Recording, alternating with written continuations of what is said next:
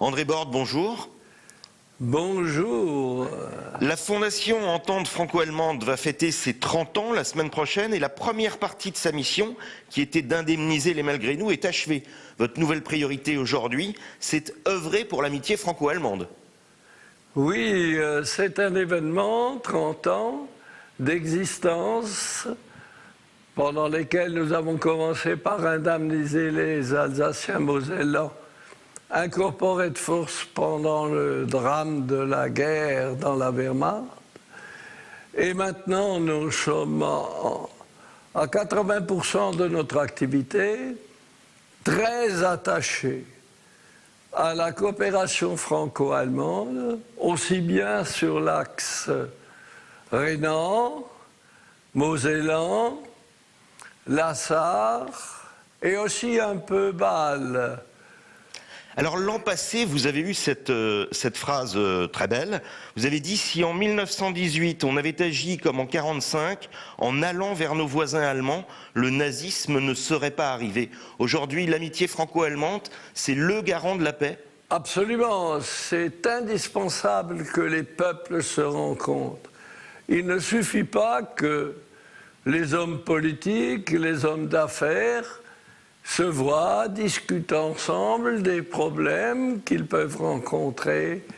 Il faut véritablement une rencontre des deux peuples, que ces deux peuples apprennent à se connaître, que ces deux peuples apprennent la langue du voisin, c'est indispensable.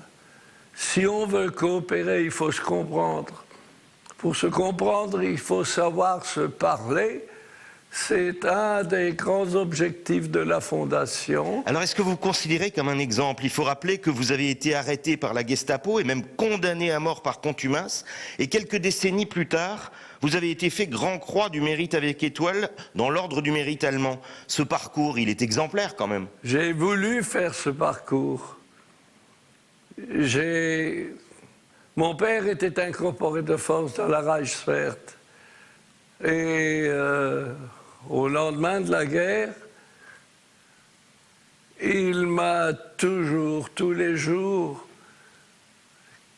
où nous avions l'occasion d'évoquer les problèmes d'histoire de nos deux pays, il m'a toujours invité à faire en sorte, contre le national-socialisme d'une part, mais surtout rechercher avec le peuple allemand les rencontres, les efforts, la compréhension, la coopération nécessaire de manière à tenter de garantir la paix, ce qui n'a pas été hélas possible entre 1918 et 1939.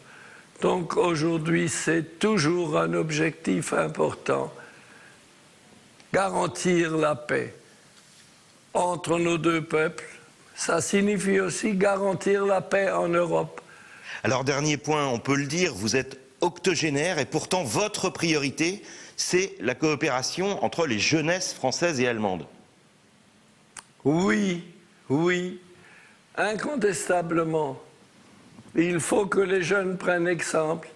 Il faut que les jeunes, ce qu'ils font déjà, mais insuffisamment. Par exemple, je pense que la coopération franco-allemande entre les jeunes est insuffisante, entre l'Alsace, la Lorraine et les régions allemandes.